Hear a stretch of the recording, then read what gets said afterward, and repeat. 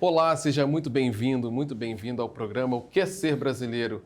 E hoje a gente vai falar sobre alimento e ancestralidade com essa convidada especial, Carmen Virgínia, do Altar Cozinha Ancestral. Muito obrigado pela sua presença. Obrigada a você, querido. E vamos falar sobre ancestralidade, né? Exatamente. Estou louco para saber mais sobre a sua história, mas antes de mais nada, a gente sempre pede para o nosso convidado se auto-apresentar. Quem é a Carmen? Eu prefiro dizer que Carmen Virgínia ainda é um aprendiz nesse mundo e que gosta de observar as coisas, mas também que não se exime de assumir um lado. Eu acho que essa é uma das minhas grandes qualidades. Eu sei muito bem de que lado eu quero estar e com quem eu quero andar. É escolher, de fato, o caminho, né? O caminho a percorrer na vida. Então, Carmen Virgínia é uma mulher decidida, né? E voltada a prosperar.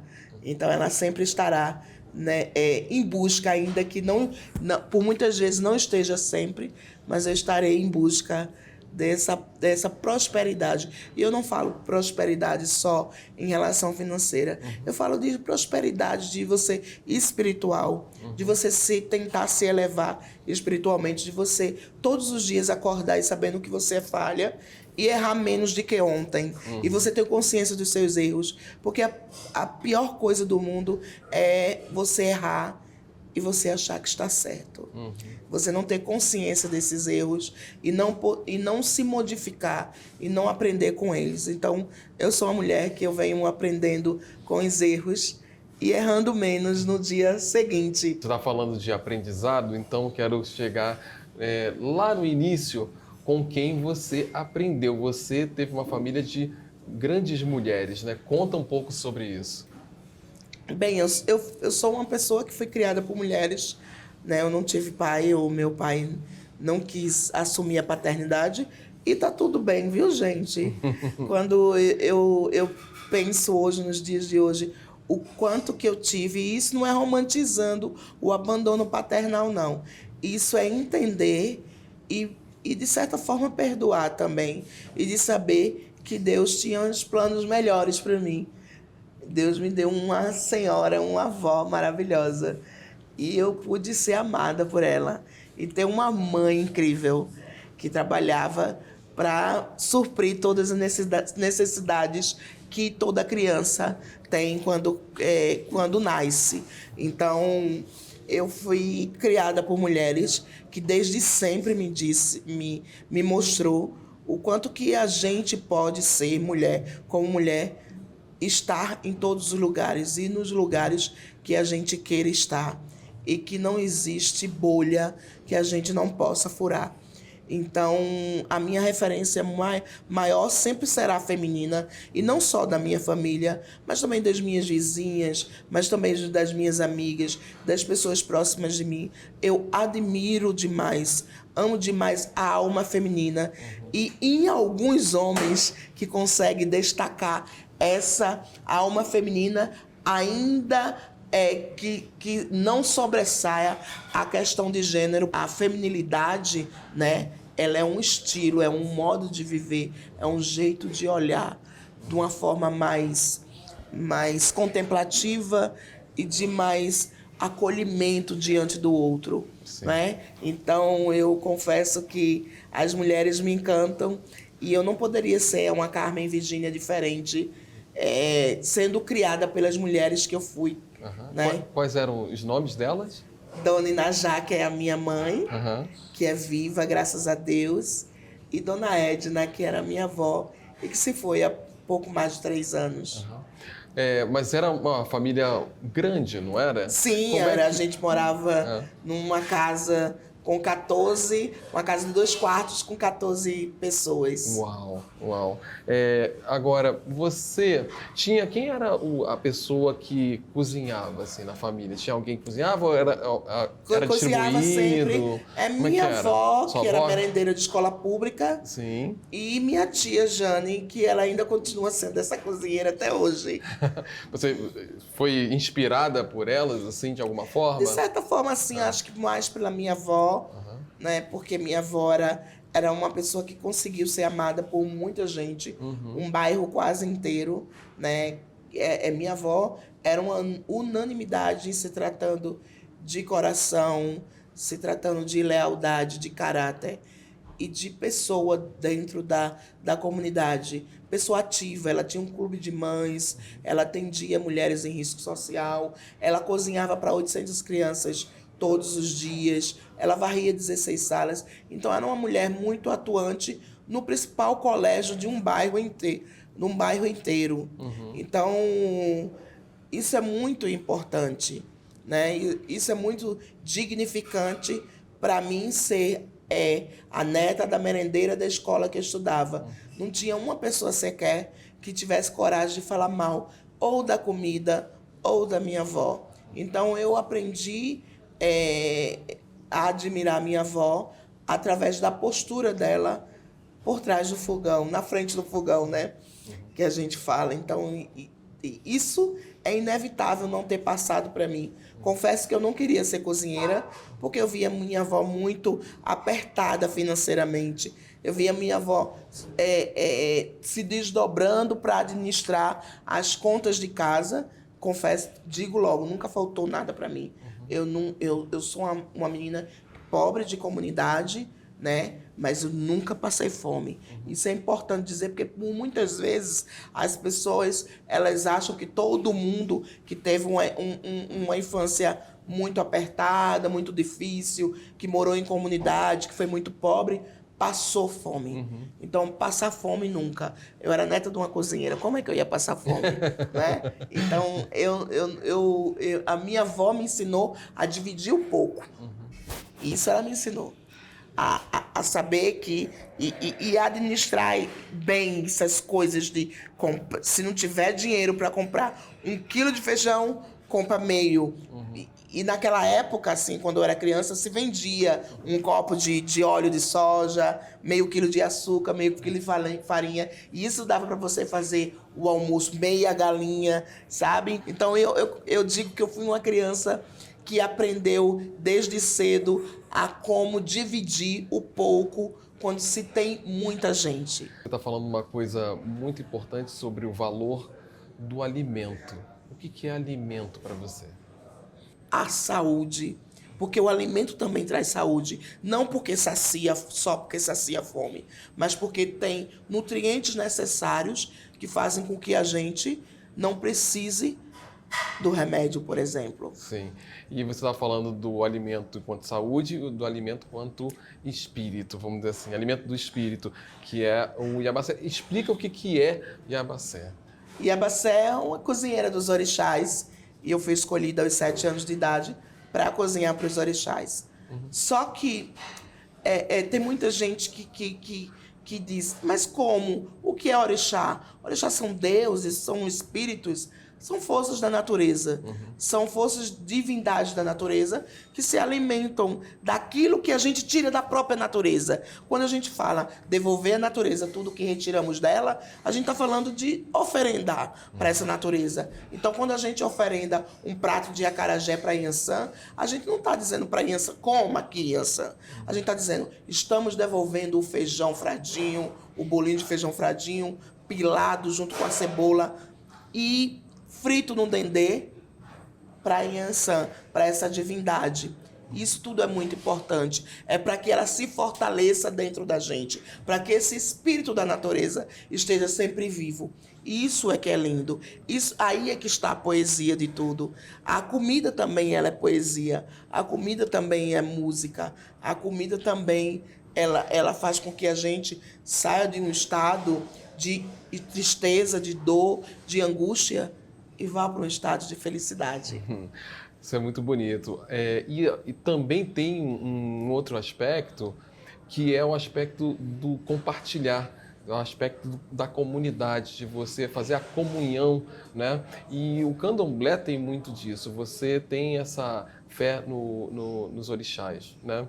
Queria que você falasse um pouco sobre esse espírito desse compartilhar a comida da comunidade. Candomblé é oferenda e candomblé também é comunidade, é compartilhar, é família, né? Não existe candomblé sem uma família de candomblé. Se você for abrir uma casa de axé, você vai fazer e ali começar a fazer a sua família de axé. Isso tudo é muito importante, porque por muitas vezes tem gente que não tem essa família de axé. Ou então tem essa família e não conseguiu ter laços além do sanguíneo com essas famílias. São pessoas que foram abandonadas à própria sorte e isso é complicado, sabe? De a gente olhar essa pessoa que foi abandonada por alguém que teria a obrigação de amar. E o candomblé acolhe essa pessoa. O candomblé traz essa pessoa mais para perto.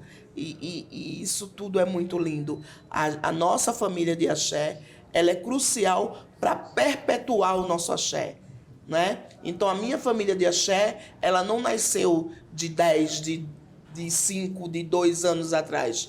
Ela está me acompanhando há mais de 100 anos, porque o babá, que foi babá do meu pai, do meu avô, do meu pai, tudo, morreu com 105 anos de idade. Então, o sentido de família dentro do candomblé, ele é muito maior e se estende aos orixás, como nossos grandes pais e mães, a quem a gente deve total devoção.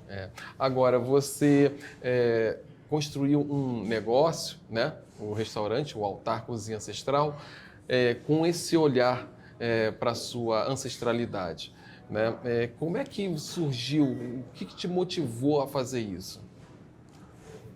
Eu acho que a minha carência mesmo de ter um lugar como esse. A minha busca por trazer mais humanidade dentro da cozinha profissional.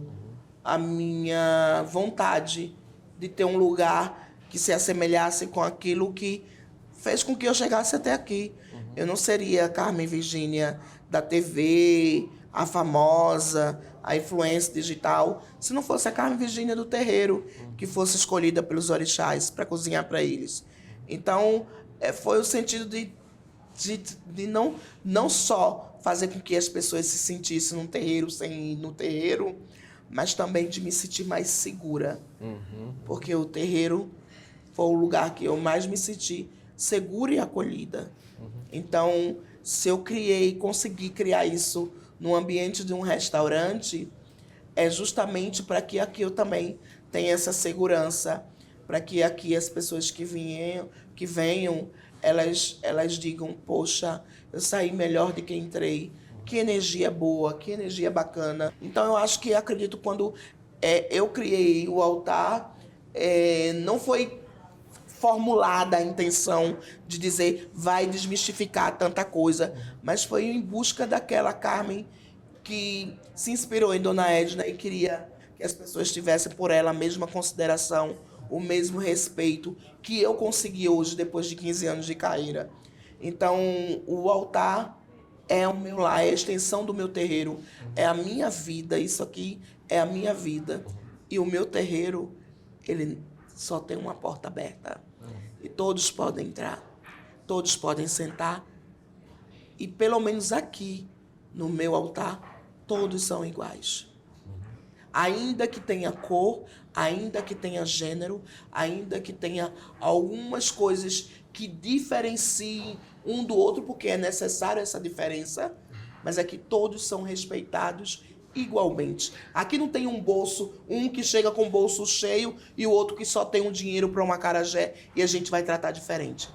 Aqui, o mesmo carinho, o mesmo respeito, o mesmo afeto, que o cara do bolso cheio vai chegar, a gente vai tratar isso. O cliente que só veio tomar um refrigerante. Isso é muito importante, saber que não é aquilo que a pessoa tem que vai fazer com que a gente mude o nosso comportamento com ela.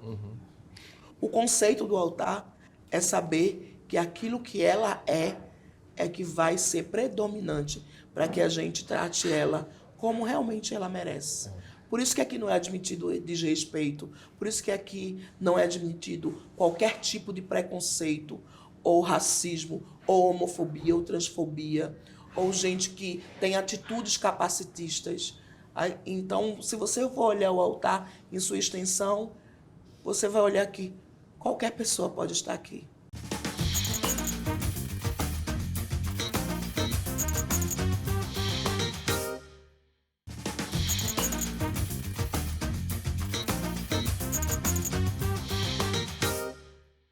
Agora você tem aqui esse altar aqui, que a gente está aqui em São Paulo, e tem também no Recife, que é o original, vamos dizer assim, O original, né? o meu amor, o meu afeto, meu coração é aqui de Recife.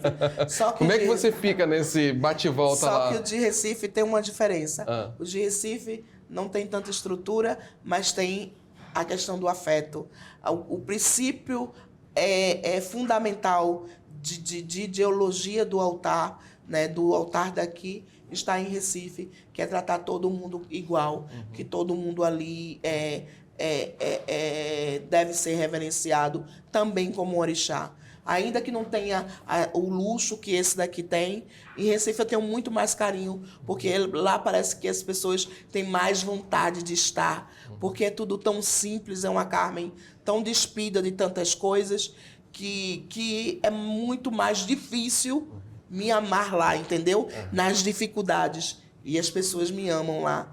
Tem gente que vem aqui, foi lá e diz, nossa, mas eu prefiro lá o de Recife. É mais íntimo, é mais aconchegante, é mais pertinho da senhora. Então, o altar é isso, é um lugar iluminado, onde eu pensei nisso, mas nem toda a luz do altar saiu de mim.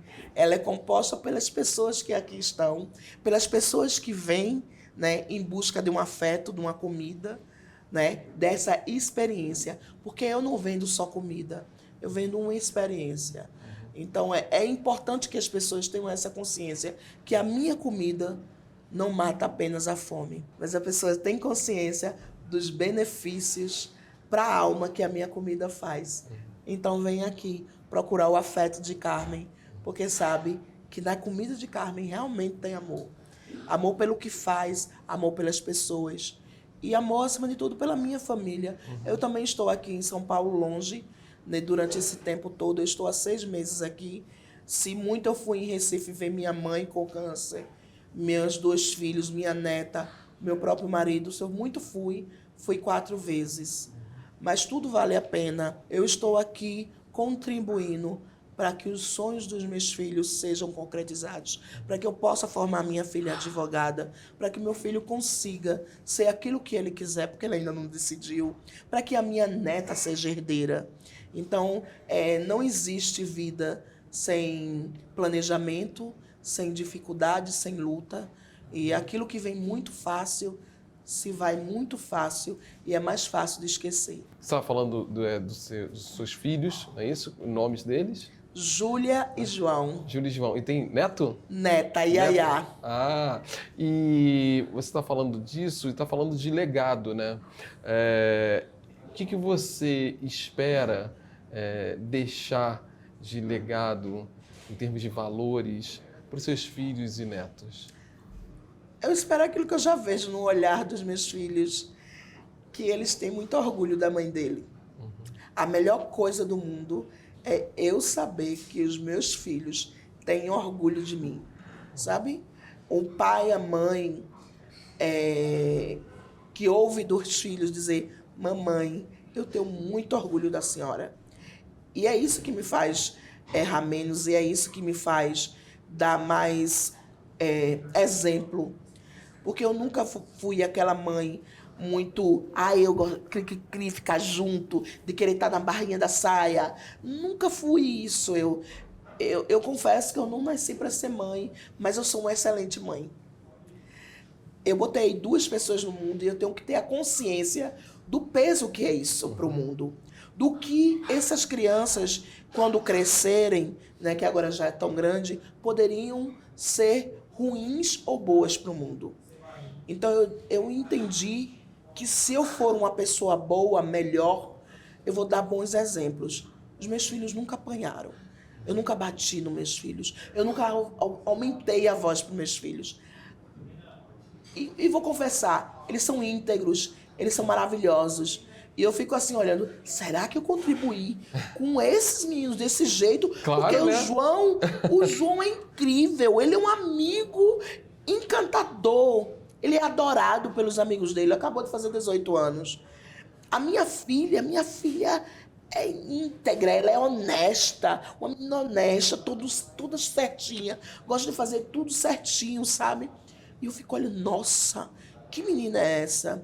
E isso me admira muito. E ela diz, mamãe, a gente não podia ser diferente, porque a senhora nunca foi diferente disso. Isso me enche de orgulho, me faz perceber que eu botei 2 pessoas do mundo com missão nesse mundo. Eu não botei 2 seres vagantes que vai ficar ali dando um golpe num amigo, outro lá no outro dia, que vai ser mal falado, nada disso. Eu botei 2 pessoas com missão. Carmen, o que é ancestralidade para você? A ancestralidade é algo que veio antes de mim.